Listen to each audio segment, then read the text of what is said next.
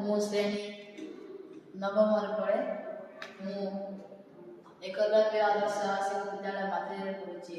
ମୁଁ ଆଜି ଆପଣଙ୍କ ସାମ୍ନାରେ ବୀର ବାଲ ଦିବସ ବିଷୟରେ ଗୋଟିଏ କବିତା ପ୍ରସ୍ତୁତ କରିବାକୁ ଯାଉଅଛି। ଧନ୍ୟ ସେ ମାଟି, ଧନ୍ୟ ସେ ଗାଥା, ଧନ୍ୟ ସେ ବଳିଦାନ, ଇତିହାସ ପୃଷ୍ଠେ ସ୍ୱର୍ଣ୍ଣ ଅକ୍ଷରରେ ଲେଖା ଯାହାର ନାମ। ସାହେବ ଦାଦାଙ୍କ ଅଦ୍ୟମ ସାହସ, ଅଟଳ ବିଶ୍ୱାସ ବାଣୀ, ଅଧର୍ମ ଆଗରେ ନଇନା ନାହିଁ ସେ କୁନି କୁନି ଦୁଇ ପ୍ରାଣୀ।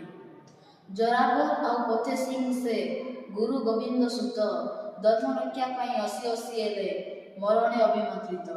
କାନ୍ଥ ଭିତରେ ଜିହନ୍ତା ରହିବି ବାରିଲେ ନାହିଁ ଜମା, ସେମାନଙ୍କ ପାଇଁ ଗର୍ବିତ ଆଜି ଭାରତ ସବୁ ସୀମା।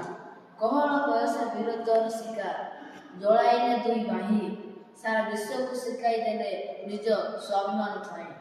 ଆଜିର ଦିନରେ କରୁଛି ପ୍ରଣାମ ସେହି ଅମର ବୀରଙ୍କୁ, ଯାହାଙ୍କ ସାହସ ପ୍ରେରଣା ଦିଏ ସାରା ଭାରତକୁ। ଧନ୍ୟବାଦ।